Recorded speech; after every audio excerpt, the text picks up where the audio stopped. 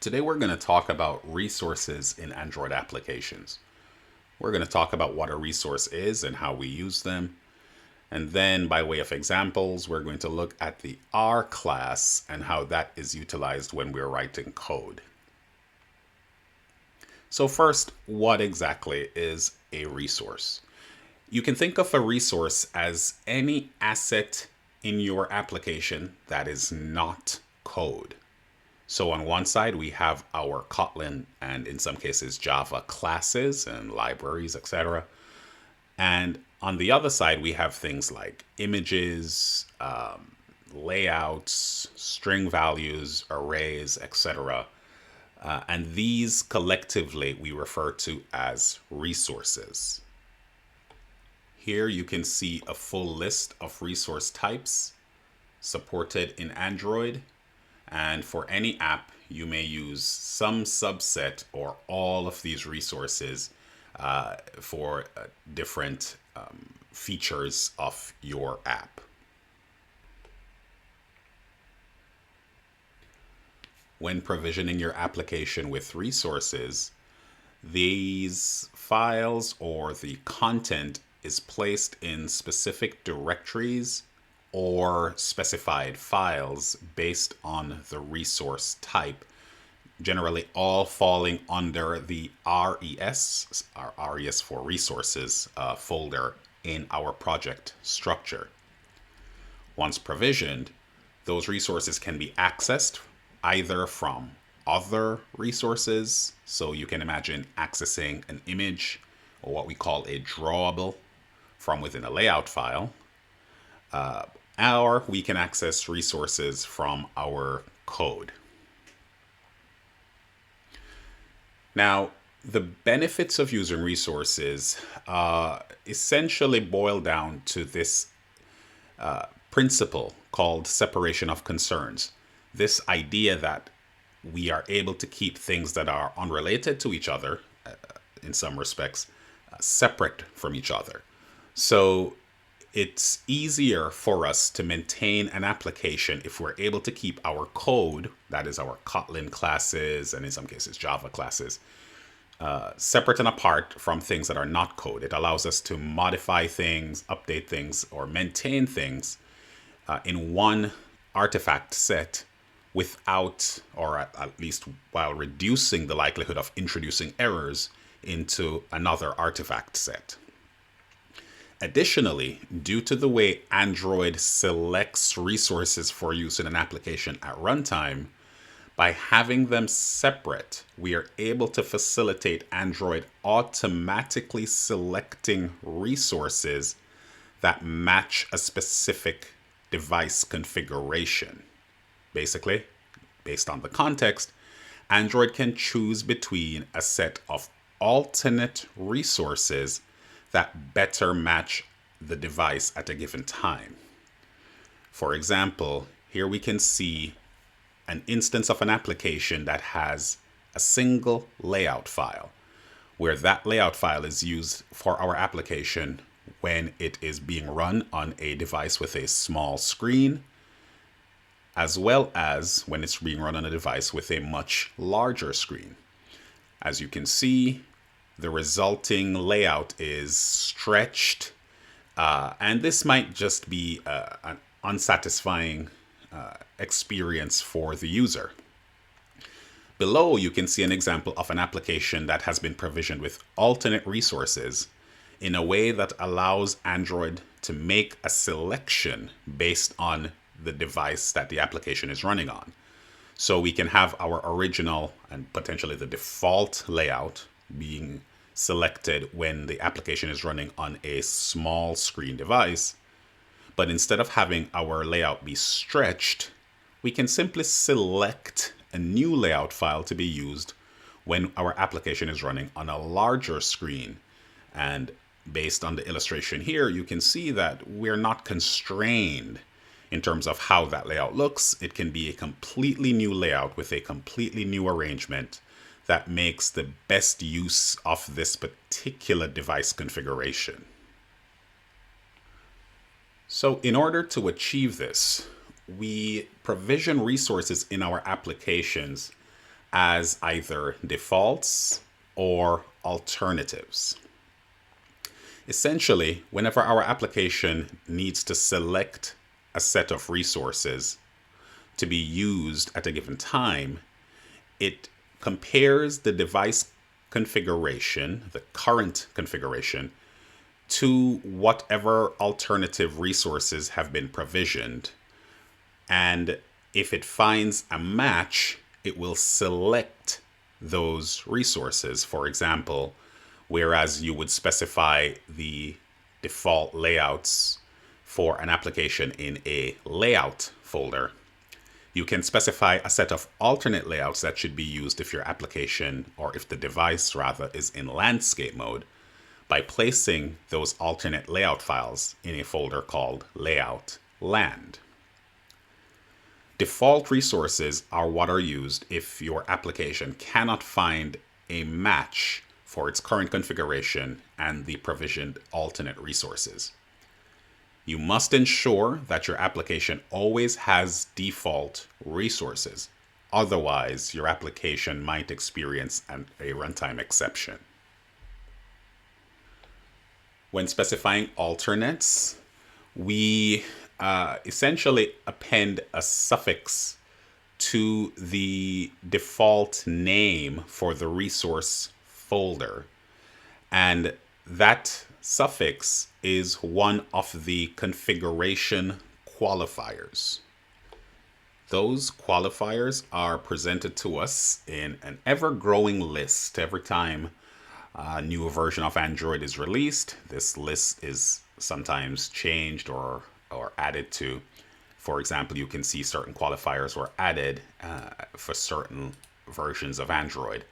And this covers everything from the network that the device that the application is running on has joined, the screen size, the configuration, other configuration values such as orientation, or the mode such as night mode versus normal, the type of screen. You can see it goes on and on and on. So this is a very, very long list that does change over time. And these are all the configurations that we can target with our alternate resources.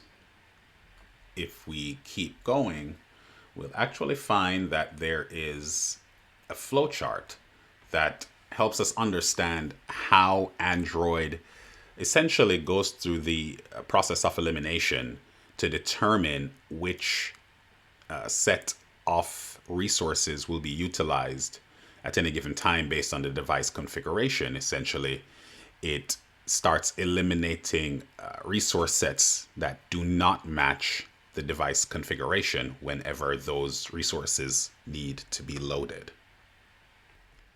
Once you've determined the set of device configuration qualifiers that you would like to use, or under which you would like to place a set of resources, you can append those qualifiers in the order in which they appear in the table. Now, thankfully, this is done for you automatically, but if you were ever called upon to do it manually, you would reference the table to understand what order the qualifiers must be placed. And you can, of course, get extremely granular with these qualifiers. For example, here we see an example of a drawable folder, which will hold assets that can be drawn on the screen, such as images. And this has three qualifiers. The English language, the region is the United States, so not just any particular English language speaking country, but only the United States, and only when the device is in landscape. So these three conditions must be met before the images or the drawables found in this folder will be utilized. If all three are not met, Android will look for other alternate resources that match the configuration, and if none are found, then it will fall back to the default drawable folder and utilize the assets found there. So let's see an example. What we're going to do is look at alternate layouts. our goal is to be able to maximize the available screen real estate based on the current device configuration that gives the user the best experience. If that device configuration changes, we want to be able to change the way our application presents itself. And we want to be able to do this while keeping our code and our presentation or layout artifacts separate as much as possible. We want to respect that principle of separation of concerns. So here we have an application that contains a very basic sign-up form. So we have a text view and a few edit text along with a button, and the goal of this button is just to do a sign-up action. So if we run this application, we expect to see this layout present on our screen. And on the right, we're going to notice something almost immediately, and that is our screen is not displaying all of the elements in our form. And we might adjust this to get the result we need. It shouldn't be too much difficulty. We can simply perhaps reduce the space between our elements, and under normal circumstances, I'd want to make sure I have proper values here, make sure it's nice and symmetric. But I could make some changes to get away with, or at least address the problem we initially identified. So here, I have all my elements on the screen, and this looks pretty nice. But what we just saw right at the beginning was the start of a much bigger problem, because even though I was able to nudge and move things around, shift them around to get things to fit, you'll quickly appreciate that that fit will pretty much only work properly for this screen configuration. And I guess if the screen is a little bigger, it may not look as nice, but at least it'll still fit. But if the device screen gets smaller, then I might be in trouble. And what we want to appreciate here is that idea that the device screen can get smaller doesn't just occur if your application is being run on a different device. In fact, what you'll find is that if the user just rotates their device, we may run into that problem. So here we can see, even though I initially fixed the problem of elements not showing up on my screen and thinking I'm okay, we can see that as soon as the user rotates the device 90 degrees, the screen is redrawn, and all of a sudden I'm back to square one, where elements are not visible on my screen.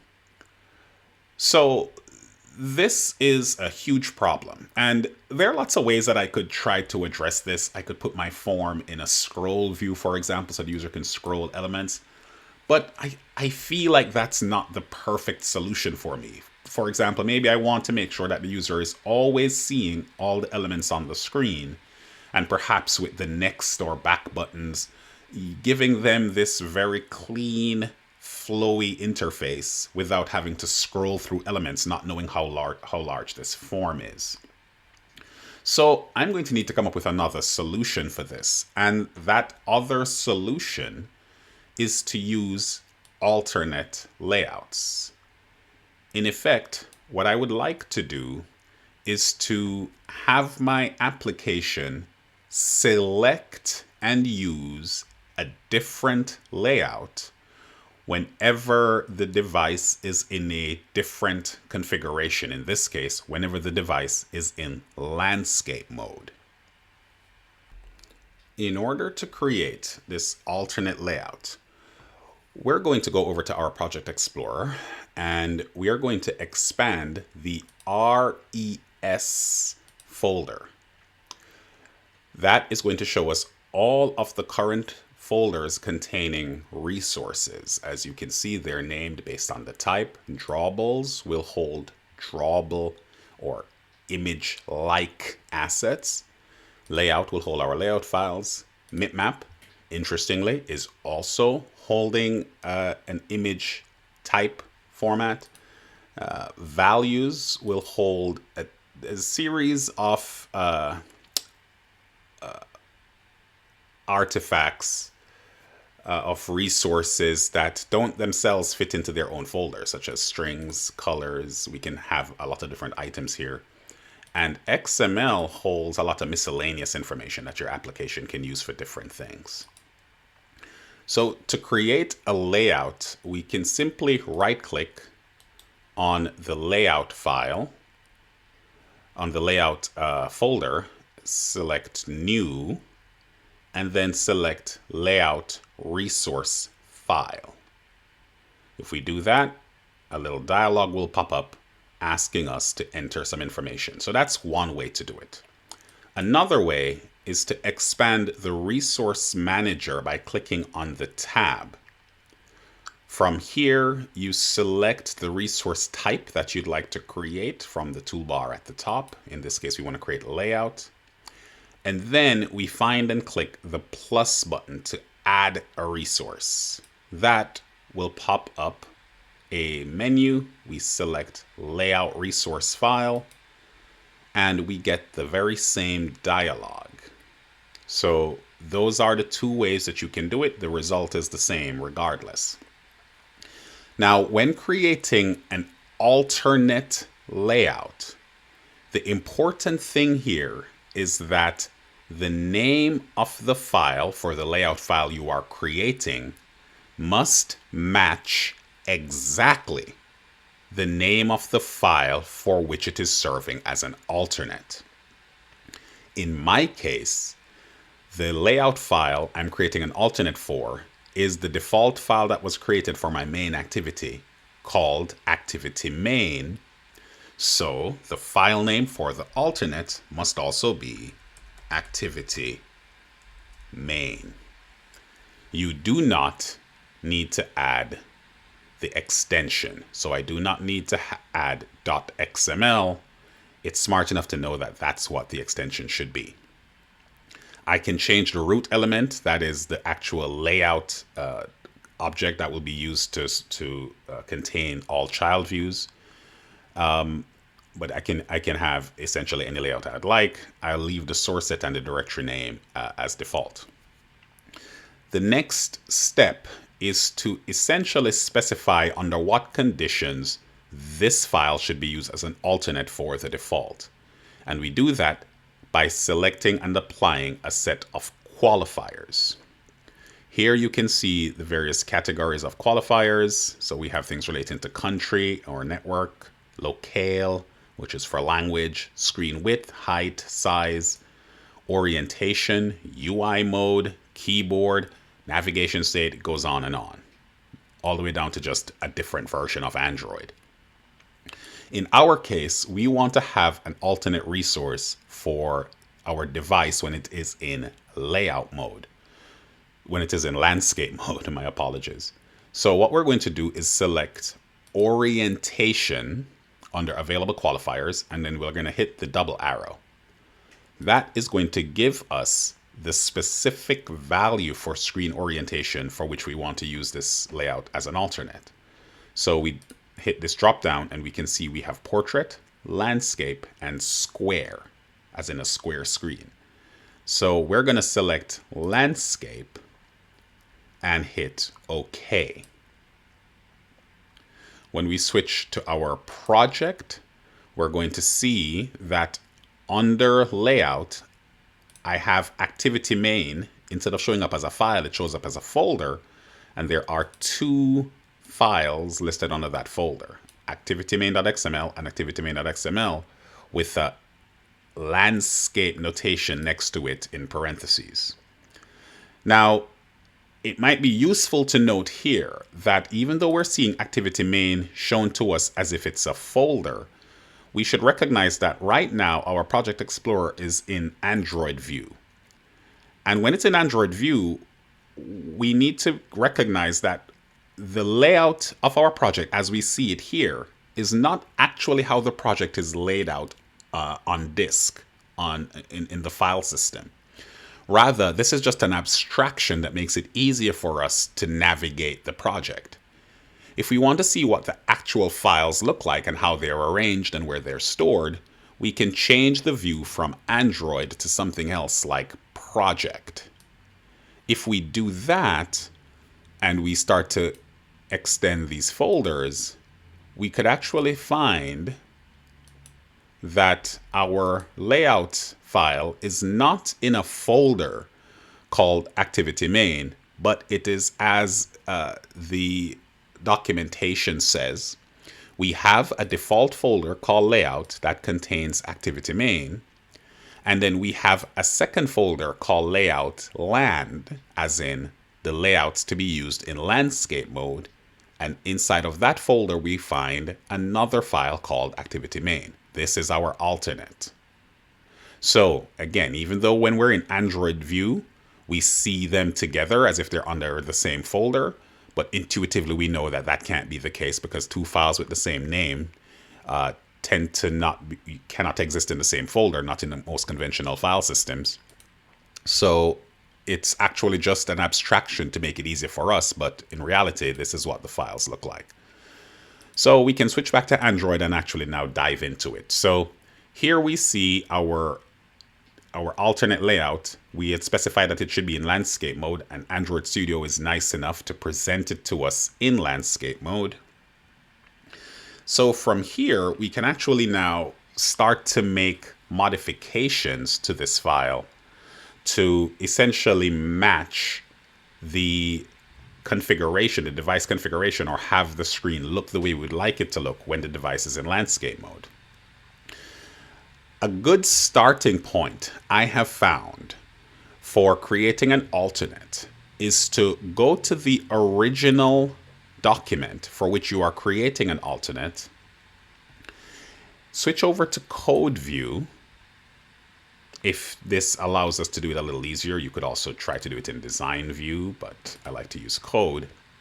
And then essentially just copy all the elements. Copy the entire content of the file if you need to. So I'm going to take the entire content of the file, Control C to copy. And then I'm going to go to the alternate, switch to code view, and then I'm going to paste the content of the original. This ensures that both files have all the same elements. And by doing this, I'm going to simplify the coding aspect of my application. Everything is going to work the same way because every element in the default is going to be available in the alternate. This is not a requirement. You can, in fact, have an alternate layout that contains different elements.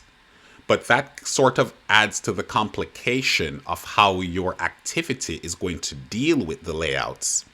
And in many cases, it's not necessary. In fact, in most cases where you want to create alternate layouts, the elements tend to be the same.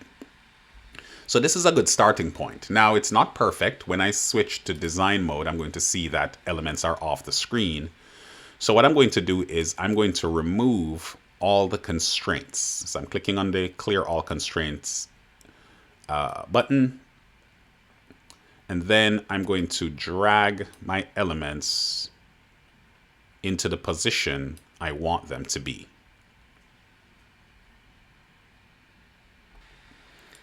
Sometimes you may get little layout errors. You may just have to close the file and reopen it if that occurs. Android Studio is very finicky.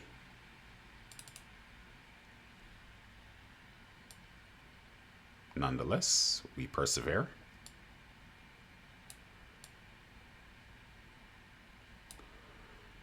And here I have a screen that looks a little closer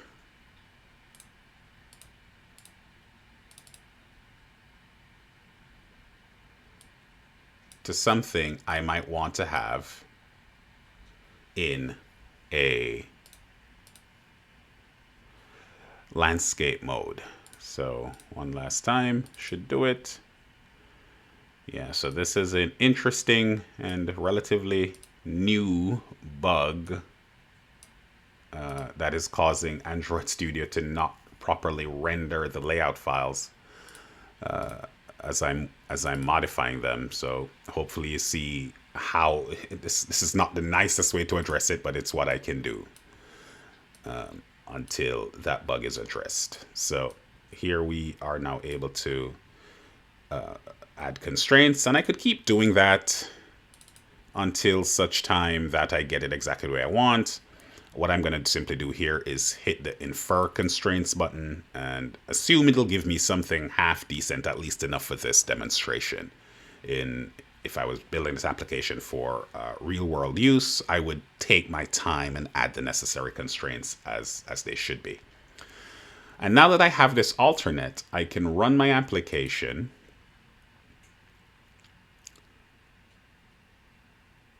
And now, when it is in landscape mode, instead of seeing this layout, which is essentially designed for portrait mode, I'll do a device rotation and see that the alternate will be selected. And now the alternate, well, this is what happens when you infer constraints. You don't get exactly what you signed up for. But this is essentially the goal. It's to have this landscape-oriented arrangement that works well for my application when it's in landscape mode. So clearly I need to go back in and do these constraints manually to get exactly what I want. Inferring constraints is a nice way to sort of lock things in for quick prototyping, but when it comes right down to getting the design you want, you really need to do it manually. At least that's the current state of the art.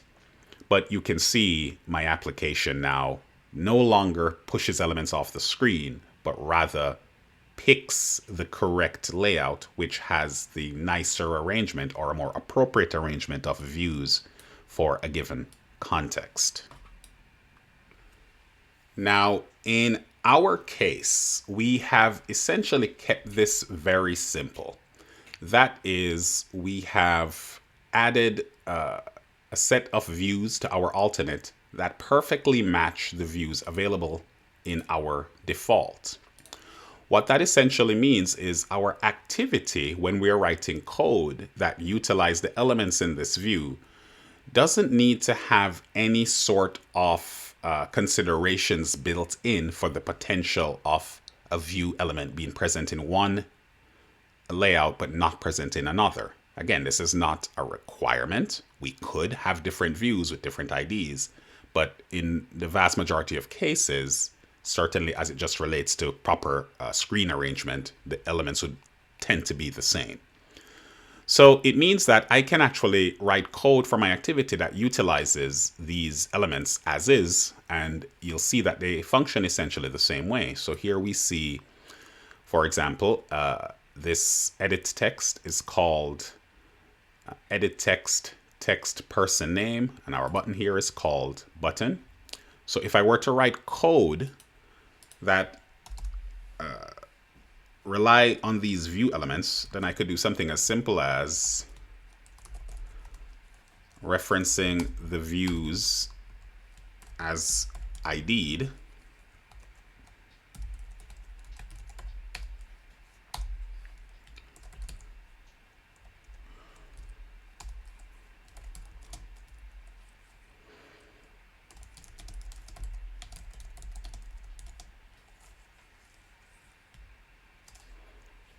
And at this point, I'd like to reference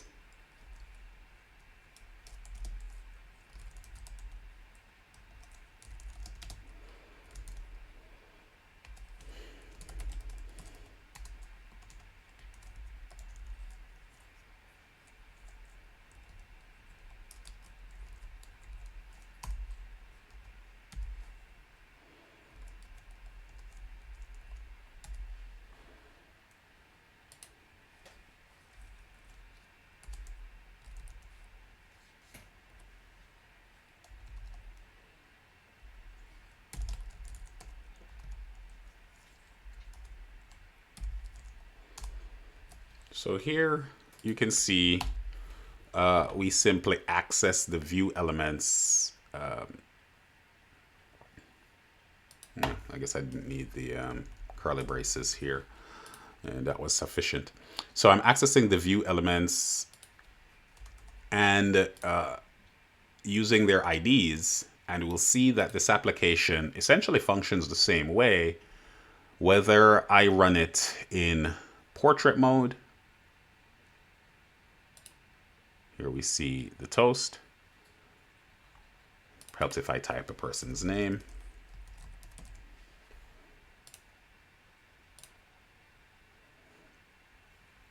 Well, yes, this won't actually function. So this would need to be inside to ensure that we grab the name each time the button is clicked, whereas before we grab the name right at the loading of the activity and then subsequently use the variable. So now we can actually see the proper value. And this is why we do application testing. Thank you for signing up, Sarah. And if I do a rotation, Sarah is retained. Thank you for signing up, Sarah. So when my activity loads, it essentially attempts to find this layout file and uses it for the content view for the activity. Because the files have the same name, this reference will access or reference different files or a different file depending on which set of layouts, or in this case, this specific layout, matches the current device configuration. We don't need to tell Android which layout file it should select. Simply provision the layout file for a specific configuration, and that layout file gets selected automatically. So that's an example of how we can use alternate layouts. Now, when resources are defined in our application, of course, we need to access them. Sometimes a lot of it happens implicitly without us having to do much, but we oftentimes will need to reference elements explicitly in creating an application. So accessing those resources are essentially facilitated by the specific identifier associated with a given resource. Those IDs are generated or stored in what's called the R class, where R stands for resources. This essentially maps the actual identifier for a resource, which we tend to not see, with whatever name we have provided that resource when we were adding it to our project. So, for example, layout files are accessed using the name of the file, as are drawables, such as our images. But other resources, such as strings, etc., have to be given explicit names to access them. Once provisioned, we can access a resource from XML by simply using the @ symbol, followed by the type of resource, followed by the identifier, whether that's a name or the name of the file or something else. As an example, we can access a text value or a string value by specifying @string, which is the type, /hello, which is the unique identifier. Style values are a slight exception, where you use a question mark instead of the @ symbol. When accessing a resource from code, we use a direct reference to the R class. So our reference is r.resourceType. The unique identifier, for example, if we wanted to set the text value in our code, we would have text view well, in Kotlin it would just be text, r.string.hello. Well, if we wanted to do a text value, if we wanted to actually set a resource, then we may have to call the set text directly. Now, here you can see we're using or referencing this R class. So what exactly is the R class? You can think of the R class as a bridge between our resources and our code. Essentially, every time a resource is added to our application, it's automatically assigned an ID. And in order for us to see or access that object, we have to use that ID. The ID itself is I believe, a hexadecimal number, but some integer value. And it's not something that we would necessarily reference or commit to memory. Instead, we use the identifier that we provided. And our class provides a mapping from our identifier to the actual ID for the resource in the system. The R class is automatically generated and updated every time new resources are added. And the syntax is essentially providing the package name, which is optional if you are accessing your own resources from within your application, followed by the R, then a resource type, which is essentially, we would once upon a time refer to that as an inner class that gets generated for each resource type based on the name of the type. And then after that, you have the identifier. So as we saw with the previous example, r.string.hello would follow this format. So the package name is optional. The resource type is what we would refer to originally as an inner class. And then the resource ID is the name or the file name or whatever sort of identifier we, the developer, gave our resource.